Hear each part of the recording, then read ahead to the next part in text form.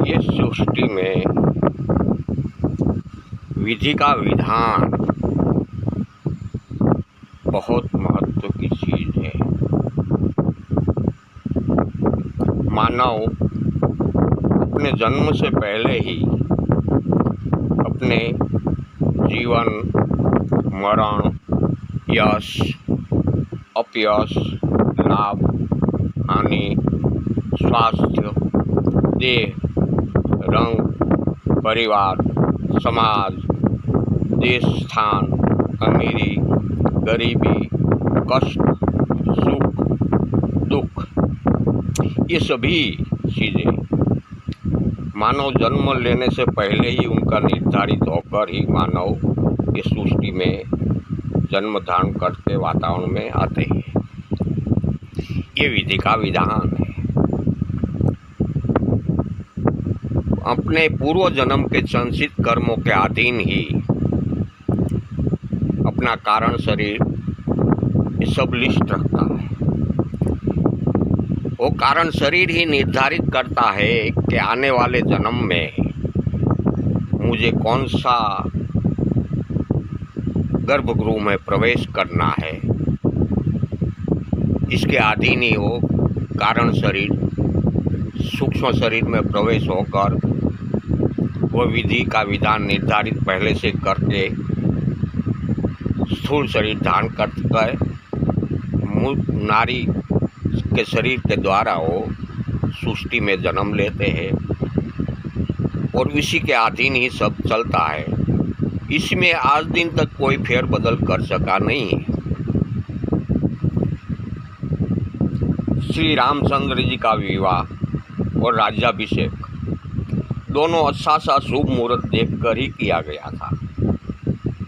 फिर भी न वैवाहिक जीवन सफलता की तरफ गए और ना ही राज्याभिषेक सफलता की तरफ गए। जब ऋषि मुनि वशिष्ठ जी से भरत जी ने ये सवाल किया, वशिष्ठ जी से भरत जी ने उसका उत्तर मांगा गया कि ऐसा क्यों हुआ। तब उन्होंने साफ कह दिया भरत जी को, सुनहु भरत भावी प्रबल, बिलखी करे हूँ मुनिनाथ, हानि लाभ जीवन मरण, यश अपयश विधि हाथ। अर्थात उसका भावार्थ ये होता है कि जो विधि ने, जो प्रकृति ने निर्माण किया है वही होकर रहेगा। इसमें कोई फेरफार होने वाला नहीं है। न तो राम का जीवन बदला जा सका, ना कृष्ण जी का जीवन बदला जा सका, ना ही महादेव जी, शिव जी, सती जी की मृत्यु को टाल सके। जबकि महामृत्युंजय मंत्र तो महादेव जी द्वारा ही, उन्हीं का ही रचनात्मक थे ने। महादेव जी ने ही महामृत्युंजय मंत्र को मृत्यु को टालने के लिए रचना किया था। फिर भी वो सती जी के मृत्यु को वो मंत्र से नहीं टाल सका, क्योंकि वो निर्धारित था, प्रकृति के द्वारा निर्धारित था। निर्धारित चीज प्रकृति के द्वारा जो होती है उसी को आज दिन तक कोई टाल नहीं सका है और कोई टाल भी नहीं सकेगा। ना तो रावण अपने जीवन को बदल सका और ना तो कंस अपने जीवन को बदल सका। रावण और कंस दोनों के पास अथाग अलौकिक शक्तियाँ भी थी, दौलतमंद भी थे और सैन्य ताकतवर भी दोनों के पास थे। दोनों के पास सैन्य योद्धाओं, सैन्य ताकत इतनी थी कि इसके सामने कोई टिक नहीं सकता था। इतनी इनके पास अलौकिक शक्तियाँ भी थी। फिर भी वो उनका जीवन नहीं बचा पाए, क्योंकि वो प्रकृति के द्वारा निर्धारित ही था। इसलिए हर कोई मानव का विधि विधान जो होता है, ये मानव शरीर का 7 प्रकार का शरीर होता है।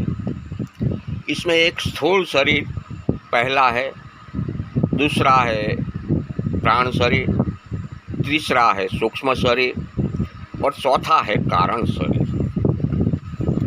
एक कारण शरीर अपना इतना मजबूत और तटस्थ और मक्कम है कि हम स्थूल शरीर के द्वारा मन और इंद्रियों के मार्फत से जो भी सत्कर्म किया के निष्कर्म किया के दुष्कर्म किया, उसका सारा हिसाब कारण शरीर के पास ही है। वो कारण शरीर उनके पास ही सारा हिसाब रखता है, सत्कर्म का और अधर्म का। मन और इंद्रियों के द्वारा जो भी स्थूल शरीर धारण होते ही किया है, वो सारा हिसाब कारण शरीर रखता है। जब आत्मा शरीर छोड़कर जाती है तो कारण शरीर इसमें हिसाब किताब का लेखा जोखा करता है कि अब मन ने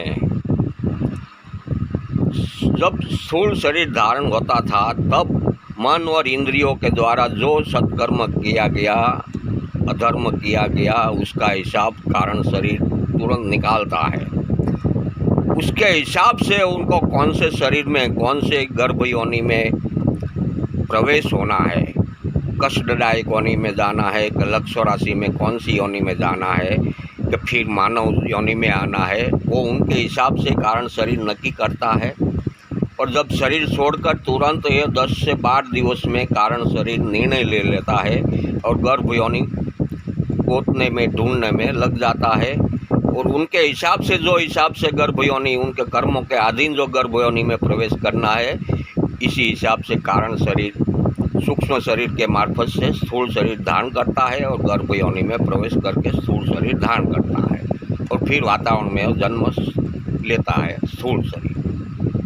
ये विधि का विधान है। कारण शरीर ही अपना निर्णय करता है कौन से गर्भ योनि में, कौन सी लक्ष्य राशि के योनि में जाना है, वो कारण शरीर ही निर्धारित करता है। यहाँ कोई यम का दरबार नहीं है, कोई ईश्वर का दरबार नहीं है और कोई कुदरत इसमें मानव जीवन के बीच में कोई दखलगिरी करता नहीं है। अपना कारण शरीर ही निर्णय करता है कि अब मुझे कहाँ जाना है, कितना कष्ट भोगना है, कि कितना सुख वैभव ऐसा आराम भोगतना है। वो पूर्व जन्म के संचित कर्मों के अधीन ही कारण शरीर निर्णय लेता है। इसके अलावा और कुछ हो ही नहीं सकता है। जो कारण शरीर निर्णय लेता है और जन्म से पहले ही कारण शरीर निर्धारित कर देता है कि इसी हिसाब से ही मैं स्थूल शरीर धारण करके जाऊंगा। ये स्थूल जगत में सुख दुख, जीवन मरण, लाभ हानि, सुख कष्ट, ये सब समाज, परिवार, शरीर, ये सब संचित कर्मों के अधीन कारण शरीर जन्म से पहले निर्धारित करके बाद में ही स्थूल शरीर वातावरण में प्रवेश करता है, सूक्ष्म जगत में प्रवेश करता है। इसी को विधि विधान कहा जाता है। ये विधि विधान को आज दिन तक कोई टाल नहीं सका है, कोई टाल भी नहीं सकेगा और किसी से टलने वाला भी नहीं। अच्छे अच्छे ऋषि मुनियों भी नहीं टाल सके हैं, देवी देवताओं भी नहीं टाल सके हैं, और हम मानवों विधि विधान को टालने की बात कर रहे हैं। ये कितनी सही हो सकती है, कितनी वो सार्थक हो सकती है। हमने कभी किसी भी चीज़ का मनन मंथन अध्ययन किया ही नहीं और विधि विधान के चीज़ों को टालने की बातें हम बड़ी बड़ी कर रहे हैं। बहुत गलत बात है, ये किसी के वश की बात नहीं है। विधि को विधान जो पहले से निर्धारित होता है वही होता है। इसलिए कहा गया है कि जो खुदा को मंजूर है वही होने वाला है, ये इसलिए कहा गया है। आज दिन तक कोई भी ऋषि मुनि, देवी देवताओं, तपस्वियों, महापुरुषों, सिद्धों, संतों 84 लाख योनिमा जे कोई हो बन गए, कोई नहीं टाल सका। और हम सामान्य मानवी जो सूक्ष्म जगत का, आध्यात्मिक क्षेत्र का एक बाल भी ज्ञान नहीं है और विधि विधान को टालने की बात करते हैं। इसमें कितनी ये बात में सामर्थ्यता हो सकती है, ये बात कितनी सार्थकता पुरवार कर सकती है, ये हमें सोचने की बात है। ऐसा कभी हो ही नहीं सकता। विधि विधान प्रकृति के द्वारा, कारण शरीर के द्वारा ये लिखा जाएगा, लिखा जाता है, लिखा जाएगा और लिखता जाएगा। इसमें कोई फेरफार नहीं सकता। मेन है अपना वर्तमान जीवन कैसे जिया जाए वर्तमान जीवन अपना अच्छी तरह से सत्कर्म से जिया जाए तो हमारा भविष्य आने वाला जन्म उज्ज्वल ही होगा, इसमें कोई शक ही नहीं है।